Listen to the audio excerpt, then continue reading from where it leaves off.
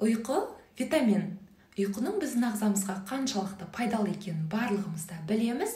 Дегенмен ұйқының уақытысына сәйкес біздің әрбір органымыз өз қызметін атқарады. Қалай?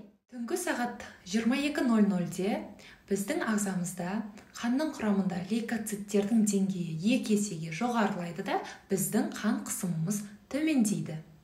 23:00-де біздің әрбір клеткаларымыз жаңарады. Түнгі сағат 12-де ми өз қызметін күшейтеді. Түнгі 1-де біз қатты ұйқыға кетеміз. 2:00-де біздің барлық органдарымыз демалуға кетеді, ал бауыр біздің ағзамызды тазалау қызметін атқарады. Түнгі 3-те біздің қан қысымымыз ең төменгі деңгейге жетеді және де жүрек соғысы баяулайды. Түнгі 4-те біздің миымыз демалып жатады, оянуға әлі дайын емес. 5:00-де біздің бүйрек пен бұлшықеттердің демалатын уақыты. Таңғы 6:00-де біздің ағзамыз оянуға дайындалады.